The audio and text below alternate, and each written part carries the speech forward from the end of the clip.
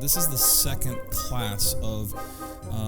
session of our Missing the Mark. We're actually not out of the Missing the Mark. The whole semester is we're taking this focus scripturally on understanding sin. We've said that you can't really avoid something. The scriptures call us to avoid it, confess it, all the other actions that go with it, that you can't really do it if you don't know what that is. And so we break this semester into three separate parts, three separate classes, and this is the second class. And what I said I wanted to do is I wanted to, in this second class, the first class we talked about the seriousness of sin, about how much Scripture speaks to just how serious of an issue this is, that it's not just this, I got forgiven and don't really have to worry about how I live anymore.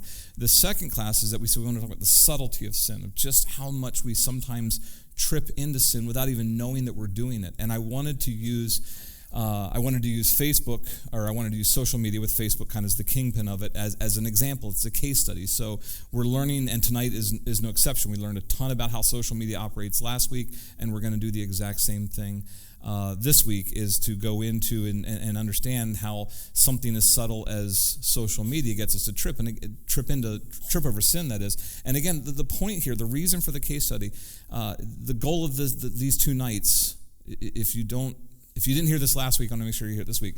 This class is not, hey, kill your social media accounts. This class is not, hey, get off social media. This class is using social media as a case study for a larger topic, which is about the fact that a lot of times as Christians, we trip over sin without even knowing it, simply because we're not really watching very carefully how we walk. We do things because it's culturally acceptable, and sometimes we blend what our culture accepts and what we think what God accepts into one thing without really researching the scriptures. So again, we're just doing this kind of as a case study. But I do want to just kind of real quickly point back to where we were kind of last week, is that we talked about this notion. 2 key passages are driving this class of this seminar, of this session. The first was this, is we said that when you look at God's call to regarding sin, God's description of sin in the Old Testament, we're using this place, and you'll see this verse 3 or 4 times tonight actually, but we're using this passage in Genesis 4 where God is talking ultimately to Cain, and Cain is in this place of he's just angry, he's frustrated, he's depressed, he's upset, he's brought his offering, God's approved of his brothers, but it's not approved of his, and there's just this, and it's one of the first places that God really speaks of sin, and he gives this definition where he says it's crouching at the door, and we said that there's 2 kind of connotations, and they go together. It's not like a pick or choose. They go together. That sin is described as an animal, a predator that's crouching, waiting, but we said that there's another part of that definition that's often missed, which is that this word, the Hebrew word that's used here for crouching, is also lying or stretched out. And we've said that if you have a dog or cat, you all know about animals will, stretch out in the doorway, and you have to step over them as you're bringing the groceries in. But the notion of it is, the connotation is that there's this willingness to wait. I'll just wait it out. Our dog will lay out across the doorway, and however long it takes until I get home, that's where she's going to stay. And so there's this notion where sin waits, looks for the opportunity, however long it may take. It's looking for the opportunity. And God says in the passage, he says its desire is to dominate you. That's what it's seeking to do. That's its ultimate goal, is to completely dominate you. And so we said that we want to look at this concept of sin crouching, and we're pairing that up with Paul's statement in Ephesians 5, verse 15. And you'll see these little call-outs on the side. I spoke to him last week. I'm not going to speak to him this week. You can go back and look at it. But just when you look into the original languages, which 2 weeks ago we gave you the tools to do that, We said that what Paul says here more literally is, consider carefully how you walk. And translators go, yeah, the paraphrase of that is live. It means watch how you live, and we get that. But more literally, it's watch carefully how you walk. And the reason I want to point to the original language is because when you put those two together, when you put the concept of God comparing sin to this predatory animal that lies out and stretches out and waits for you, then it makes more sense to think about Paul's instructions about watch where you step. Watch where you're walking carefully. And I want to know you that it doesn't happen too often, but there are times that I fail you miserably as a teaching pastor, and last week was one of them. I failed miserably. I mean terribly. Just completely, just the worst ever. Do I have your attention? Just curious if you're even remotely interested in how, is that we pulled this session together and we did all this construct around the aspect of Halloween with scare and fright, and I didn't make a single allusion to it last week. I just had graphics and music, and people were like, what's up with the whole, and I didn't say a thing, and I walked out last week and I said, we didn't even make the connection. We just like jumped right into it. Why the connection? And yes, it's because it's Halloween. There's this cultural season that we're in. We're not trying to glorify it or anything. But why do this? Why make this connection to this cultural thing? Well, here's the reason why. I grew up in a home that 70, 80 years ago, not that long. But when I grew up as a child in a Christian home, my parents, both Christians, went to church all the time. My grandfather was the founder and pastor of the Assembly of God Church in Salisbury, so Pentecostal charismatic. As a young child, I'm talking 4, 5, 6, we went trick-or-treating. There wasn't anything sinister or dark or demonic. It was not, we didn't celebrate it in our home. When I say celebrate, we didn't give any glorification, but my dad's especially, my dad was the one who kind of championed, like, this is just a fun night for the kids to go out. And we lived in a big neighborhood, and so one of my wishes for my son today is we live in a neighborhood today that doesn't have any neighbors near the kids. That I grew up in a neighborhood where, it was like the Little Rascals. It was like the full-blown everything, and just kids everywhere. And so Halloween night was a night just to go out. We would get dressed up, and actually my grandfather, the pastor, and my grandmother, the conservative Christian, they'd want us to stop by the house and get pictures taken. And there's one in our family album somewhere that I have to find because it's great because it's my brothers and I were like in speed racer outfits. And then we brought our one neighborhood friend kid who was from an unchurched home, and he's like in a skeleton. And I was just, that night we were just kind of like, this is going to be fun walking to my grandparents' house, with him. But we walked in and got pictures taken, and then we would go out and we would trick-or-treat. And the concept of trick-or-treating was get some candy, and it was all about, there was nothing, it was just pranks and tricks. And everybody was hiding. So you would walk around the corner and you would see some of your friends up at one of the houses at the door, and you'd be like, oh, what's it? And you'd be like, in the bushes, and we'd run in the bushes and hide while Dad stood on the road, and we'd hide in the bushes and wait for them to come by, and they come by, and jump out and scare them, and then and that was the whole night. The whole night was this notion of kind of just the spooks and the tricks and the pranks and get some candy, and that's all it was. It was incredibly just, but you walked around that night. Here's the connection. You walked around that night completely different than how you walked because you knew your friends were out there. You went down a street, and you would see where there was one of our streets where we lived around the corner. There was a forested area, and you'd go, and there were a couple of houses that you knew you wanted to go down to because they always gave good candy. You know how you always knew which houses gave the good candy? And we're like, we have to get to those houses, but to get to those houses, we have to go by the forested lot. And you just knew that your friends were waiting in there. We just knew that Darren or Scott or JT or they had gotten together, they're waiting, or Julie and Karen were over on this street. And so the whole night you were just kind of like, you get the concept. At least that's how I grew up, And I've tried to do the same thing for my son as well. This is a picture of us. One of the things we try to do every year. And like I said, there's no glorification being brought into the sinister side. I understand the dark side of it all. But for us, it's just the fun. And one of the things we do with our son is we try to find corn mazes every year. Corn mazes that let you go through at night. And we put headlamps on. And we just go, and it's the whole idea. I mean, when you look at this picture, this is 2 or 3 years old now. When you look at this picture, it's just some of you are like, I wouldn't do that. There's nothing out there. It's not a haunted corn maze. It's just a corn maze, and they just open at night, and they let you go out, and we put a headlamp. But it's the notion of it's dark around the corner, and you walk differently, This notion of something's out there, something's going to grab you. It's that kind of a thing. And it's that notion that you walk differently on that night. That's the point for the connection, is to go that it's a fun cultural connection, but that the call for us is to walk differently when it comes to our spiritual life than how other people walk through life. And sometimes we don't always do that because sin is looking to dominate you. Sin is looking to grab you. Sin is looking to, And I can remember that attitude. I can remember that apprehension. I can still, as an adult, I can still look back to my old neighborhood over in Salisbury, and I can still see the streets, and I can still see the spots where there were bushes, and we go, man, I just know Darren's waiting in those. It's just this, and you would go on the far side of the street. You go like on the. You walked differently. Contrast that with any other night of the week in my house. We live with my wife who, for some reason, she loves to scare people.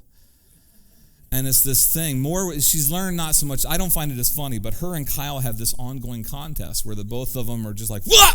And you hear the, ah! And then it just turns, and they love to do that to one another. I hate that stuff, but they love to, and they are banking on the fact that it's not Halloween. What I mean by that is that the 364 other nights of the year, you're not carefully walking into our house. You're just going upstairs. You're just going to get your dinner. You're just going to let the dog out. And all of a sudden it says, whoa! And it's like, it's a good thing we're a family because, and like I said, and then her and Kyle get in this thing where if one scares one, then they have to get the one up, and then you just hear it all night long. It says, ha, ha, ha, and then someone's like, the game's over. It's over. Oh, well, you got, and then, it's one of those things. And the reason it's so successful on those other nights is because nobody's really looking on those nights the way that you would look when you were walking as a kid around Halloween. And my connection with the point I'm making here is that a lot of times we have a tendency to walk through life the way that we walk through our house on the non-Halloween night. And we're so easily startled. We're making that case as we're talking about these elements as we kind of go through this. Did I lose the connection? I did lose the connection. How did I lose the connection? There we go. So what I want to do tonight is take the second part of this. Last week we talked about the fact that one of the reasons that sin is so able to easily grab us, one of the reasons that sin is so easily able to trap us, especially when it comes to social media, is because we make our decisions about how we act with that because the culture says it's okay, not because the scriptures says it's okay. We kind of ignore some of the warrants of scripture because culture just tells us to naturally do it. And one of the things we looked at last week was that when you do that, we saw last week that social media is incredibly effective at introducing anxiety and depression by getting us to compare ourselves to other people, that we experience sadness and grief. We looked at the studies and the research, and in spite of the fact that Scripture tells us not to worry about the things of our life, in spite of the fact that Scripture tells us that we're not supposed to, in any way, shape, or form, look with envy or jealousy or coveting or anything of our neighbor's stuff, we still do it as Christians because, well, everybody's got Facebook, and we introduce things into our life that the Scripture says that you have no business doing that. But we do it because it's just culturally acceptable. The second side of it that I want to talk about tonight in a way that we easily get tripped up is when it comes to the aspect of anger, of how social media can so easily draw us into anger. I've shared this story before, but let me share it again, and forgive me if you've heard it, but it's the one story I have that just really illustrates how anger so easily takes us over. Is that years ago in my beach patrol years, one of the things that I would do outside of just sitting a stand and sitting in a tower and guarding is that for several years I was given charge of the scheduling and the payroll and the certification process. There was a lot of administrative work that I took on as I was moving into the officer realm, and so I was responsible for scheduling everybody every single week, all the towers, all the crews. The crew chiefs would do the initial scheduling of their crews, but they would submit it to me, and we'd be at a Monday morning assembly meeting every single week, and then I would make sure the master plan was there, and my responsibility was, are all towers filled and guarded for the entire week, especially if there was going to be any holidays or special events? Did we have extra guards there? That all fell on my responsibility. And so we would, every single Monday, I would stand up and the captain or one of the lieutenants would say, hey, Lane, take us through the roster real quick, and I would just call out the crews and the assignments and make sure we were good with the names of the guards and the towers they were going to sit. And there was one July or August day where I stood up and I went through and I called it out and I said, yep, we're covered, we're good. And one of the crew chiefs was looking at his copy of what I had, and he said, who's sitting the key? The key is one of the condominiums on the north end in Condo Row. He said, who's sitting the key? And I looked at it, I said, I don't know, I'll just say Jones. Jones is sitting. He said, no, he's at the Atlantis. And I went, no, and I looked and I realized that I'd written the name twice. I had put the same guard. I had just missed it. Just human error, right? Made a mistake. And all of a sudden it was like, so, and the crew chief said, we're the key's open. We don't have anybody to guard it. And I stood there kind of like dumbfounded, like, how did I make that mistake? You ever do that? You were like, how did I do that? And I'm like, how did I? And my lieutenant called over. He said, Lane, or can we cover it or not? I said, it's a full queue. I don't have any extra guards. He said, okay, well then you sit it. And I went, okay. And I walked away and I thought, and I was angry. I was just like, man, what? You're going to, and I was just upset. And we dismissed the guards and I ran over and I was going to talk to him. Skip's his name, he's the lieutenant. I said, Skip, and he said, hey, I got to run. He said, I was like, all the work that I do, they're just going to, oh, you go cover it. It's your problem, so you fix it. And I just was like up. So I, drove up North End. And I never guarded the North End. I was a South End boy. I started in the Inlet and I stayed in the South End. I guarded 1 year on 80th Street, but the rest of my years were south of 14. I was a South End boy. I couldn't stand what we called it Condo Row. I couldn't stand Condo Row. It was just, we felt that was like the lap of luxury. There wasn't a lot of action up there. When I say action, rescues and water-related stuff, the water's different on the north end of town. And, it's just, and I was like, oh, so I drove up there and, sat in the tower, and all the other crews were like, hey, man, good to have you. I'm like, yeah, that's great. And I just fumed all morning long. Like, really, that's the discipline? All the work that I do, I pull the payroll, this is extra to my tower. I'm doing this at nights as just administrative help to the patrol, and I do that, and that's it, you go cover it. You go cover it. I was just angry. Just furious. So much so that when it came to my lunch break, I didn't even want to use my lunch break. I wanted to go and get this sorted out. So the guy came to cover my lunch break, jumped down from the tower, ran back to my car, and I had to scrounge under the seats to find a quarter. Guess where this is going? Because we didn't have cell phones. So I ran to a payphone. Yep, that's how long ago this was. Ran to a payphone, put the quarter in, called the headquarters. My friend was covering dispatch. His name is Mark. He covers it. He's like, Ocean Beach Patrol. I was like, Mark, it's Lane. Why are you calling me? And I was like, hey, is Skip in his office? I want to talk to him. Lane, hold on a second. And he's covering the radio at the same time that he's answering the phone. So I hear the chitter chatter on the radio as he's covering some kind of a call, and I'm like just sitting there waiting, and all of a sudden he's like, all right, what'd you want again? I was like, is Skip in his office? He's like, I don't know. He's around here somewhere. What do you need? I thought you were guardian. Why are you calling? Click. And I'm like, and that was my only quarter. These were desperate days, man. You're like, that was my only quarter. There was no just redial or cell phone, or there was no texting or like that. And I was like, so I went back out to my stand. I'm just like, just the whole day. And so I just decided the day came to a close. 5:30 comes, we go off of the beach, and I was like, I'm getting this sorted out. So I get my car. I'm at the north end of town, middle of the summer, and I go drive all the way back down to Worcester Street to headquarters. I'm gonna barge in. Go into Skip's office. He's sitting there. The captain's in there as well. And I walk in. He's like, hey, condo boy, how was it today? And I was like, and they're all like happy. And I'm like, I was ready. And I was just like, how could you do that? He's like, do what? And I was like, I do all this work and I do this and man, and I'm doing this at night. This is the environment. And he goes, discipline? He goes, what is wrong with you? He said, I just gave you an entire day in the condos on a sunny, gorgeous, placid ocean day. He said, that was a reward. He said, I was like, man, you've done all this work. You deserve a day off. You deserve to just go and sit for a while. He's like, I was going, you go, have enjoy. He goes, I thought you were going to be like, yes.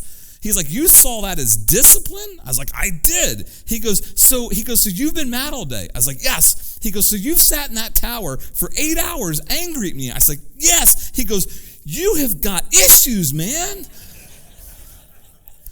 And I was like, well, you. And he's like, I'll never put you up there again. And I was like,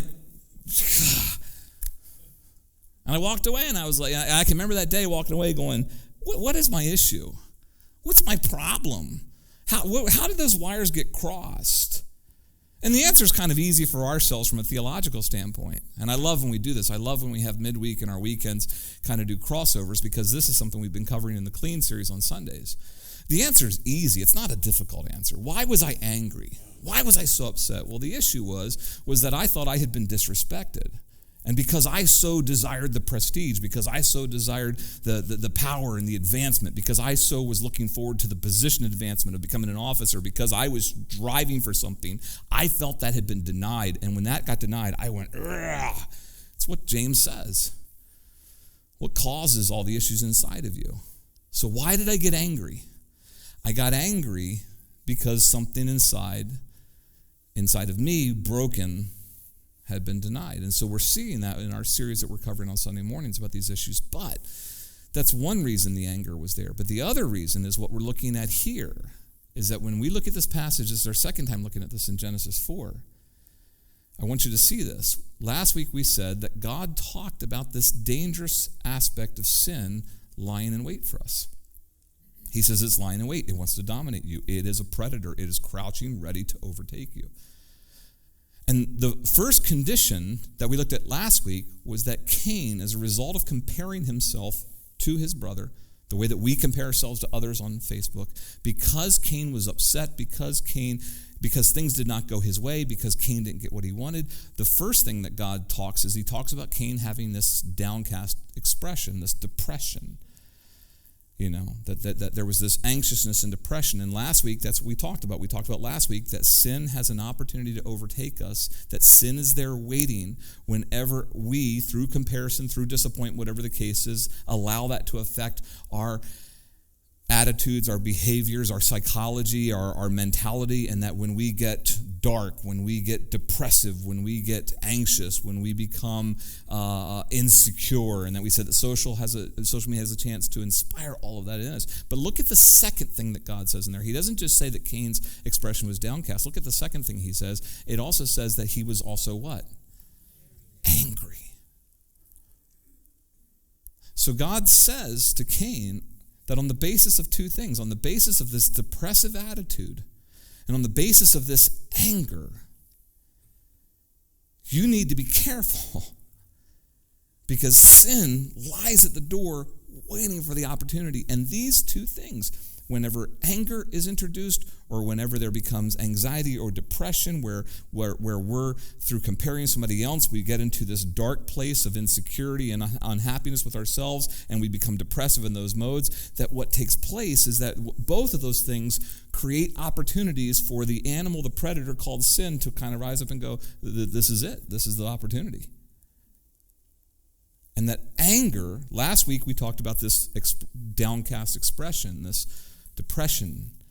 This week I want to talk about how anger also equally puts you in a very precarious place of tripping into sin, and you don't even know you're about to do it. That we walk through social media and anger gets introduced into us the way that my son and my wife and I walk through our house on non-Halloween nights. We're easy prey. It's the same kind of a concept.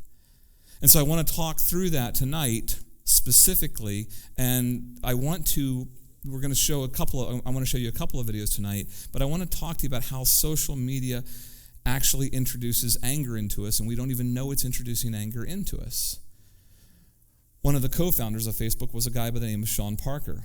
Started with Mark Zuckerberg. He's still the CEO today, but Mark Zuckerberg in the early days paired with a guy named Sean Parker. Sean Parker was somebody very influential in the music business with Napster in those days, but he very, very early on paired with Mark when they were building this. And I want to show you a clip of him being interviewed in 2017, not that long ago, at an Axios conference, where he unveils something about what was in the background of them building Facebook. Watch this. The thought process that went into building these applications, Facebook being the first of them, to really understand it, that thought process was all about how do we consume as much of your time and conscious attention as possible. And that means that we need to sort of give you a little dopamine hit every once in a while because someone liked or commented on a photo or a post or whatever. And that's going to get you to contribute more content, and that's going to get you, more likes and comments. I mean, it's a social validation feedback loop that it's like it's exactly the kind of thing that a hacker like myself would come up with, because you're exploiting a vulnerability in human psychology.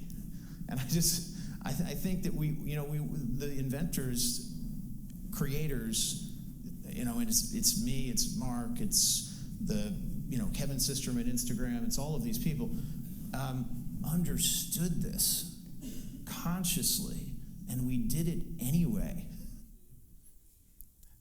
I don't know if you heard him talk, but what he's saying is that from the beginning, they knew what they were doing. The goal was to create a community of addicts. And he says, we intentionally knew that we were exploiting a vulnerability in human psychology. Now, Sean Parker doesn't know that he's unveiling a theological truth here, but he is. The vulnerability in human psychology is that we are broken individuals that desperately need affirmation. We desperately need people to like us. We desperately need people to like who we are, and we would like to be the center of our own world, and that Facebook became this platform that was as addictive as nicotine is to smokers. And he says, we knew that from the beginning. And we wanted to exploit that. He goes, we understood. He said, because other earlier platforms that didn't necessarily take off the way that Facebook did, the reason those platforms didn't take off is those platforms were purely just observatory, meaning that you could just post photos and people could scroll and look. Facebook was one of the early ones that said, let's create this little like concept. Let's let you get this little dopamine hit, and you can go, ooh, someone liked it. Ooh, look how many people like. Oh, look. He goes, we were exploiting this from the beginning. So from the very beginning, and he listed Facebook and Instagram and the others. From the very beginning, he says the goal of the platform was to exploit your brokenness. That was the plan. We knew that. We knew that from the beginning. And so the foundation of the platform is intended to exploit that brokenness. The goal of the platform is not simply, hey, find your friends. Now, that's how you view it, because that's how it markets it to you. It views it as, oh, you're just getting friends together. But Facebook knew that to make people addicted to it, we have to create something that people need to keep coming back, coming back, coming back, coming back, coming back. So that's the underlying foundation of it. But then they did something in 2016 that was incredibly, it was not explored, but powerful. Like any addictive substance, the more that you use it, what happens over time? You need something else, right? The more you use something that's addictive, that you start to build a tolerance, so you need something more. And so Facebook understood around 2016, 2017, Facebook completely understood that the like concept, just liking something, that wasn't sufficient enough. And especially because the like didn't necessarily apply to everything, so they introduced what they called their emotional emoji additions to it. And interestingly, they came up with love and care and the haha and the wow and the sad, and then but they also included angry. And here's what's interesting. And we know this because we've had over the last several months now the exposure based upon a couple. There's one predominantly we're going to look at here in a second, but through a couple of internal reports that got leaked to the Wall Street Journal and the whistleblower that came out and talked about this. One of the things we understand now is that in those early days of 2016, 2017, 2018, Facebook launched these emotional emojis, but here's what they did. In their algorithm to determine what content you should see, they gave the angry emoji a +5 score compared to the like emoji, which only got a +1. What does that mean? It means that every single time on Facebook, this is every time, and you're going to hear it in a 60-minute news clip here, that when you hear the word algorithm, what that means is that Facebook runs a computer code underneath of the platform, and that drives what you ultimately see on your news feed. And what this means is that whenever you click something, whenever you like it, whenever you engage it, Facebook algorithm goes, we need them to stay addicted. We need this person to come back. So it says, let's keep giving them content similar to and so Facebook will look at what you just like. What was it? Was it a picture? Was it a photo? Was it food? Was it family? Was it friends? Was it a news story? What was the news story about? And it will then search and scrape content of other news stories to say, keep feeding them that because they like that. Don't give them anything on stuff they haven't interacted with. Give them the stuff, and here's what's important. If you posted an angry reaction, that scored 5 times higher in the algorithm than a simple like. The point was, Facebook's point was, anger is addictive. So if you acted angrily to something, Facebook on the back end said, give them more of that. Intentionally. They had to be exposed for this to get proven, but Facebook knew that it was intentionally driving It was giving significantly higher weight to anything that you disagreed with, hated, angry with, whatever the case was. And if you said you were angry, Facebook said, great, we're going to give you more of that kinds.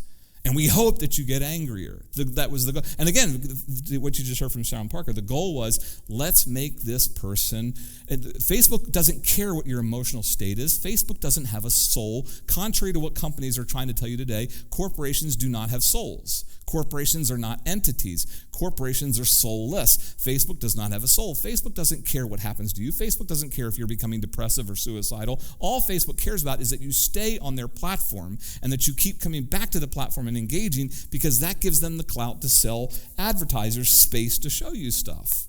And angry content sells. Now, don't take my word for it, though. Listen to the whistleblower speak about it specifically on a segment from 60 Minutes recently. One of the most shocking pieces of information that I brought out of Facebook that I think is essential to this disclosure is political parties have been quoted in Facebook's own research saying, we know you changed how you pick out the content that goes in the home feed. And now, if we don't publish angry, hateful, polarizing, divisive content, crickets. We don't get anything. And we don't like this. We even know our constituents don't like this. But if we don't do these stories, we don't get distributed. And so it used to be that we did very little of it. And now we have to do a lot of it because we have jobs to do. And if we don't get traffic and engagement, we'll lose our jobs. One of the internal Facebook studies on the new algorithm concludes, quote, the current set of financial incentives our algorithms create does not appear to be aligned with our mission. What does that mean? So Facebook's mission is to connect people all around the world. When you have a system that you know can be hacked with anger, right, it's easier to provoke people into anger. And publishers are saying, oh, if I do more angry, polarizing, divisive content, I get more money. Facebook has set up a system of incentives that is pulling people apart. And yet it's profitable.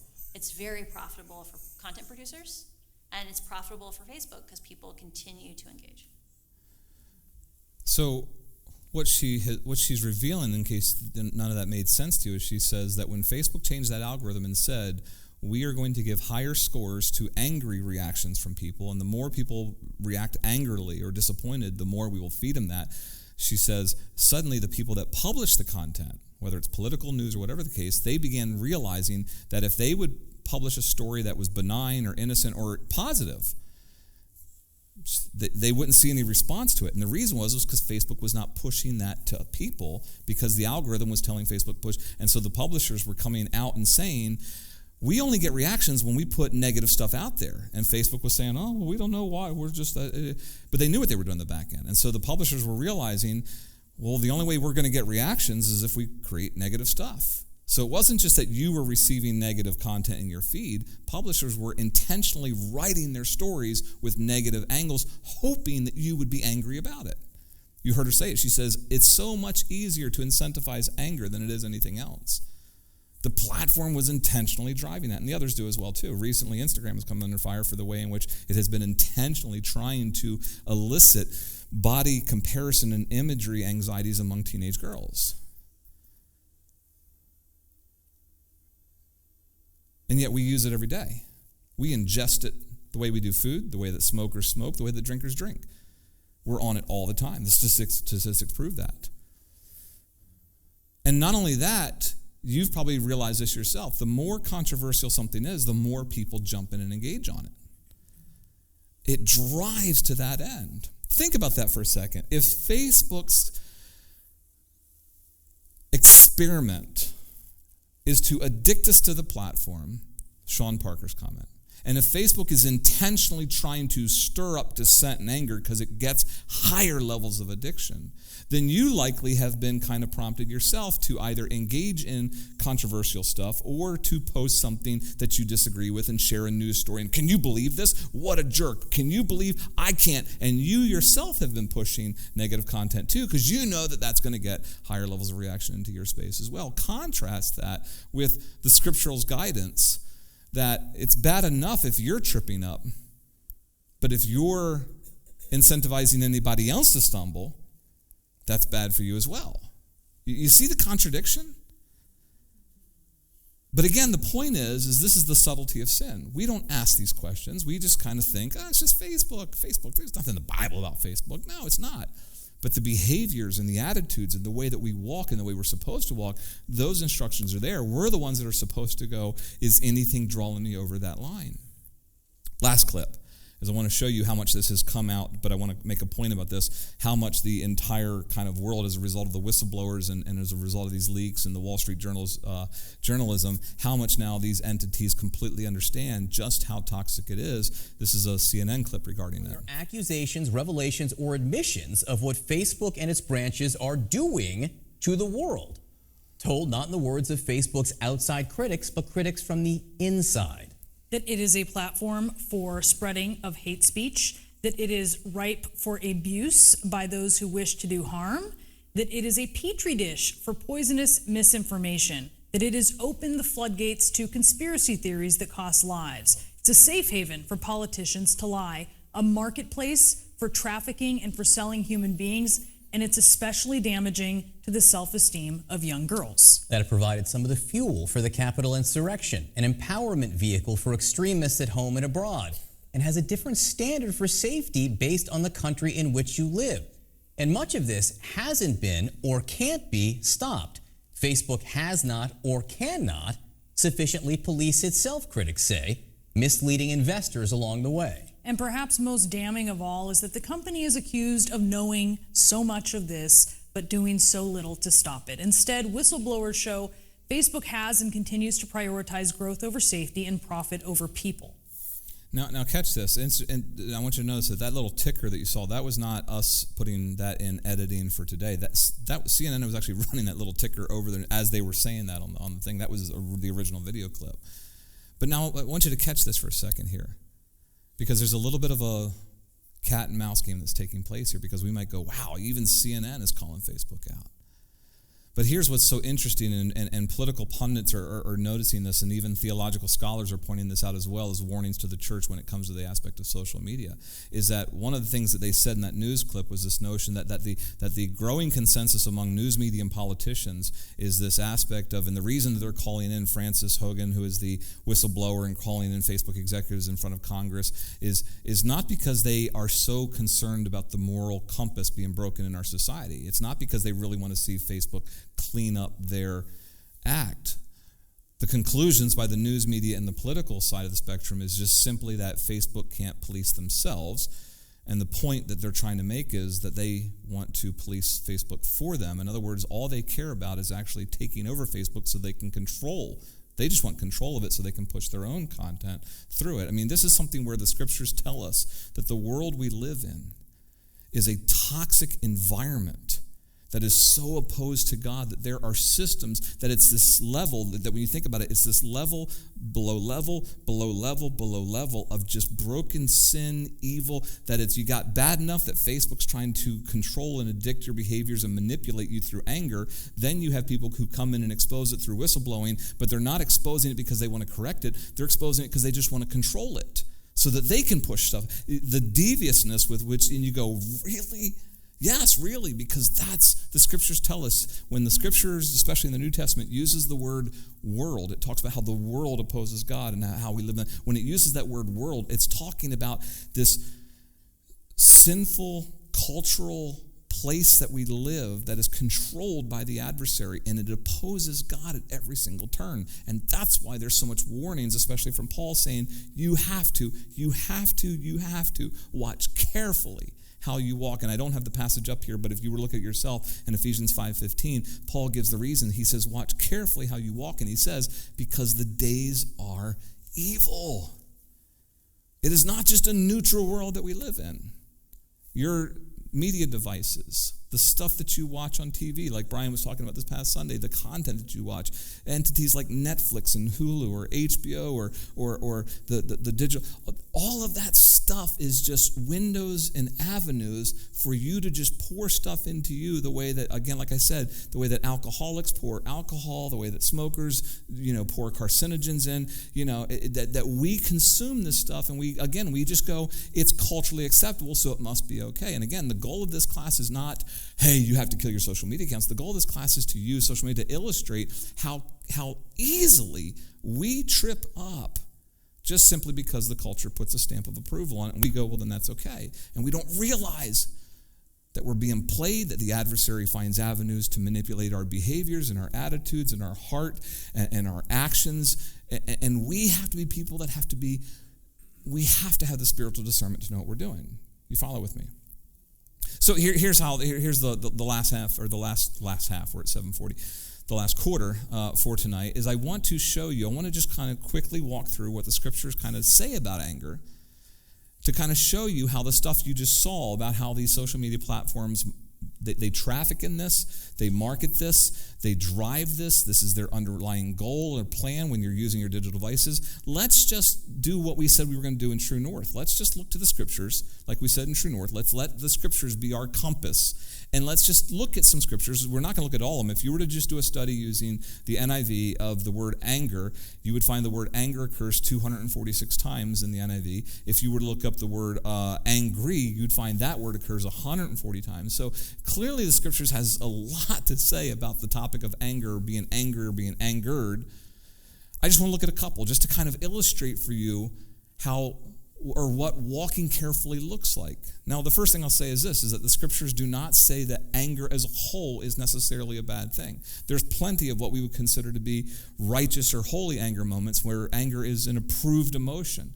In the book of Nehemiah, he talks about how in the midst of the reconstruction of Jerusalem, that there's all these complaints that are taking place and the people are just whining and complaining, and he says, I was angry when I heard of this, and that's not considered to be a negative reaction. It's he has a right to be angry at something that is out of whack in regards to God's ultimate purposes. We see plenty of this throughout the scriptures. Jesus himself gets angry when he sees what's taking place in the temples and the selling and the buying and the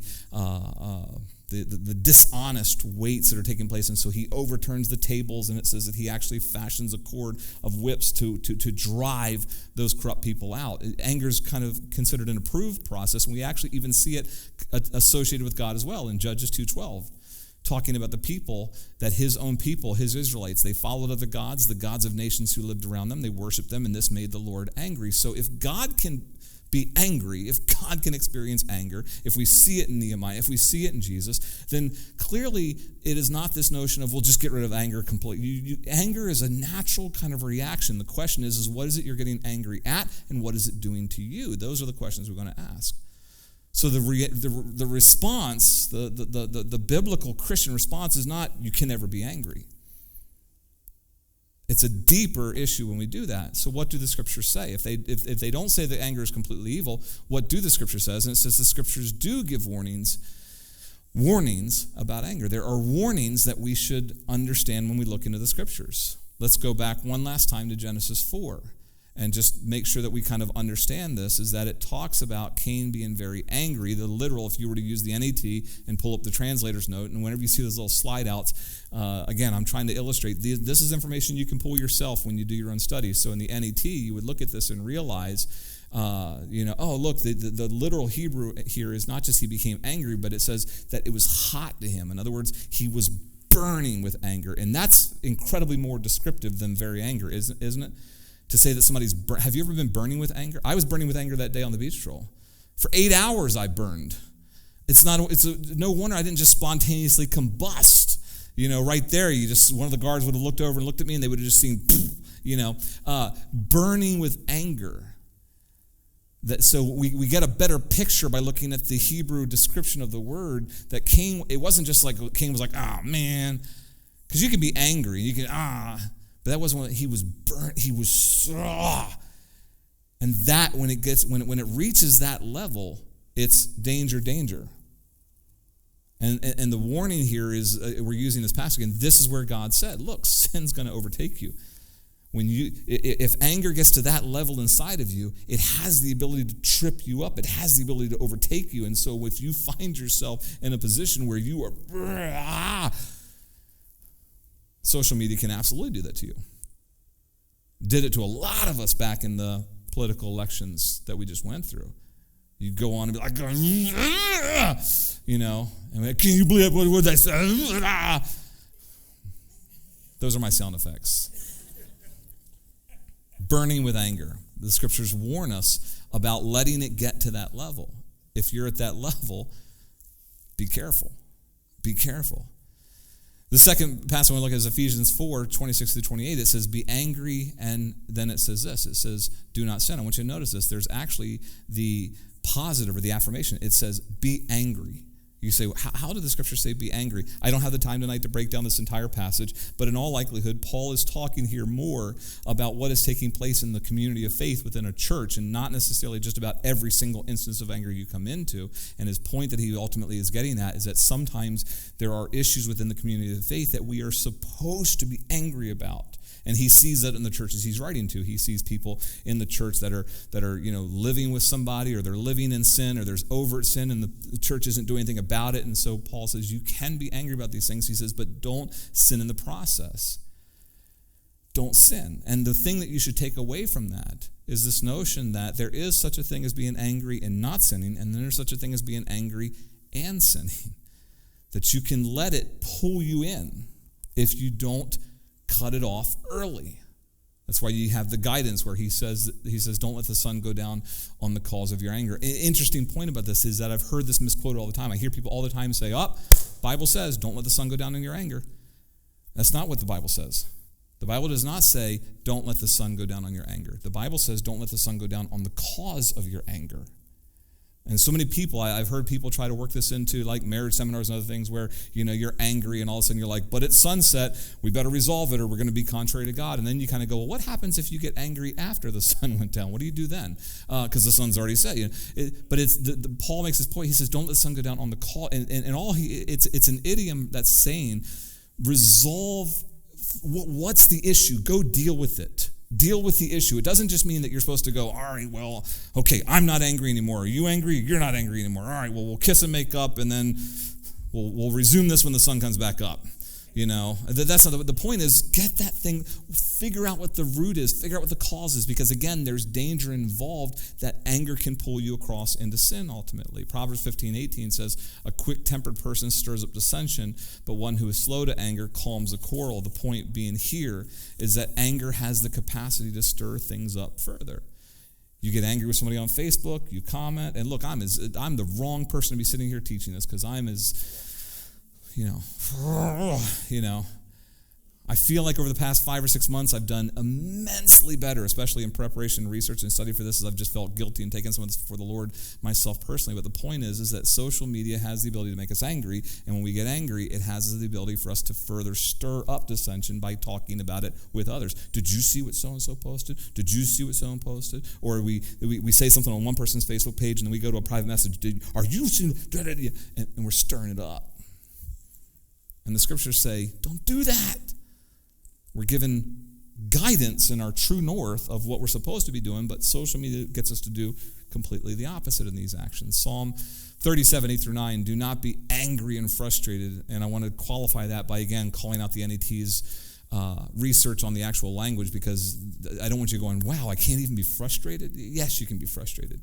The more literal reading here is refrain from anger and abandon rage. It's the same thing with Cain about his burning levels. That the point is that we are supposed to be people that when it gets to those levels, when we recognize that we are feeling anger or frustration to the levels that it's rage, it's consuming us, there is a danger, and it says it leads to trouble. The scriptures are giving us the guidance again and again and again and again and again. And if we were looking at these passages, if we were writing these down, if we were inscribing them on our hearts, if we were memorizing them, if we were putting them into song, if we were singing about them, if we were being people of God the way the scriptures tell us to, where we let his word guide and navigate us, then we would walk into the world of social media carefully and we would go, I don't have a right to be angry about this. I should not be stirred up to rage on this. I should not be sharing this out to other people. This should not be consuming the way that it is. We would walk differently if this was our guide in the process, because the scriptures over and over and over again are giving us guidance on this. You with me? Here's the last one. The scriptures don't say that anger is completely evil, so we're not saying that. They do give us warnings, but there's also prescriptions.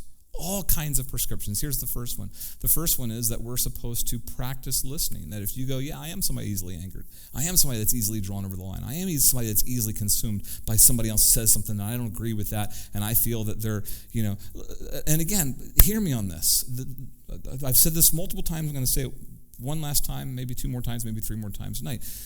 The purpose here, the point here is not, hey, get rid of your social media. I have not canceled my social media accounts. I'm looking at them incredibly differently. And we've said there is such a thing as being righteously angry. I see things in the news. I see things posted on social media. And it makes me angry, not just because it's something I disagree with, but because I see how just perverted it is against God's ultimate order of things. And it does make me angry. The most recent one, being completely transparent, I have no idea who I'm going to offend in here, is the announcement of, and I forget the actual department, but when they announced the transgender first four-star, Rachel Levine is her name, she's in the thing, and let me, wait before you react to what I'm about to say here, because you're going to go, oh, he's against transgenders, and if you believe that, then you have not listened to our midweek on transgenderism that we did under the True North umbrella, which was almost an hour and 15 video-based teaching on the concept of how the church should respond to transgenderism. So you'd have to watch that to understand what my actual viewpoint is. The reason for my anger is because something was so subtly done that not many people picked up on it. She was not announced as the first 4-star woman. She was announced as the first 4-star female. Why is that important? Well, because for the last 5 to 10 years, the argument from the transgender community has been, especially against the church, is that there is a separation of sex and gender. They have said, because the church will come out and say, no, there's only 2 genders, and the transgender community will say, no. That you can say there's 2 sexes, biological sexes, but there are multiple genders. That's been the debate for the last 5 to 7 years. Multiple genders. There can be this gender, that gender, this gender. That's where the pronoun conversation comes from. There is a ton of genders. And so the transgender community has allowed the church to make the argument that there are 2 biological sexes, male and female. That's the appropriate terms for this. I say appropriate. The appropriate cultural language is there are only 2 sexes, male and female, but there can be multiple expressions of gender. Woman, man. But female is a biological sex term. It is not a gender term. And so when they came out, and trust me, it was calculated. To announce her as the first 4-star female was to move the goalpost into the biological category. What they said was that he was the first 4-star female. And you go, and to see the culture move the goalpost and go, I dare you to challenge me on it. I dare, and most people didn't even catch it. Most churches won't even talk about it. Most churches do like the Israelites did with Goliath, is that, with the battle of Goliath, you see this illustration of every single day before David shows up, you see where Goliath comes down into the valley and he challenges the Israelites and he goes, I dare you, who will come down me? And the Israelites, it says the Israelites they had their battle line drawn on the top of this hillside, and it says that every day the Israelites came out from their tent and they yelled, our God is the greatest! And then Goliath would go down the valley and go, all right, well then come down here. And nobody would go. Scared to death. And that's where we are today with the cultures. The culture does these things. The culture moves the goalpost and goes, I dare you to challenge me. And churches go, well, we don't talk about it right now. And for the church for the past 5 to 10 years has been like, we don't really want to, let's talk about other things, because we're scared. And I see those things and I get angry. But there's a difference between being angry at it because I know that that's how the adversary moves the goalpost. There's a difference between being angry at it for that reason and then all of a sudden jumping into other people's Facebook feeds and going, well, you're a jerk. Well, you're a jerk for believing it. Well, you're stupid. That's where there's anger, but there's anger and there's sin. You with me? 2 different things. So we're talking about the prescriptions, and one of the things that the scriptures tells us is it says, when James writes, he says, understand this, my dear brothers and sisters, let every person be quick to listen, slow to speak, slow to anger. That the answer to one of the prescriptions for anger is don't jump into the discussion right away. Don't jump into it. Don't let that initial lead you. I almost went completely over the edge there if you saw that. Don't let it draw you in. Listen, what is the intent? What's the reason for it? One of the things I learned in graduate school, wasn't even expecting to learn it, was that I went to a non-denominational Reformed theological school that was not under the umbrella of my denomination. That was the first time I had ever moved outside of the umbrella of the charismatic realm into a larger realm. And I ended up roommates with a Catholic. I didn't grow up Catholic. Brian did. I didn't grow up Catholic. I knew nothing about Catholicism. As far as I knew growing up, Catholics were heretics because they worship Mary. That's how I grew up. Don't get offended if you're a Catholic or former. That's how I grew up. That's all I'm saying. That's how I grew up. And so I met this guy, great guy, awesome guy. Went to theological. Our rooms were right next to each other, so we did exactly what you did. In those kinds of. We had these two rooms that were, and there was like a door partition. So we just opened up the door, took it off the hinges to kind of turn it into more of like a kind of almost like a suite, and we just became the best of friends. And he was Catholic, not former. He was Catholic, but he felt like, and so we would get into those lively discussions. He'd be like, "Speaking in tongues, are you possessed? Do you handle snakes?" That was like his criticism of me.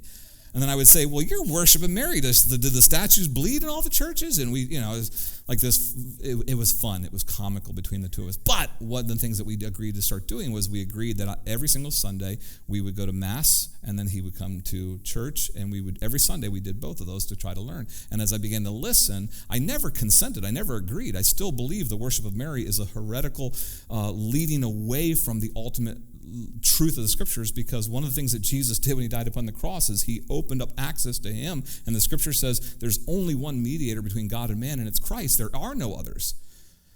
So the biggest problem with Mary is not like, "Oh, you're terrible." The biggest problem with putting Mary in the middle of it is that you're putting a step in front of Jesus that Jesus doesn't want there himself. He's openly inviting us to come to him directly, and there are religions and faiths that go, "No, we don't. Let's put some steps in there because we can't bother Jesus." You can bother Jesus because Jesus has told you, "Bring all your cares and your burdens to me."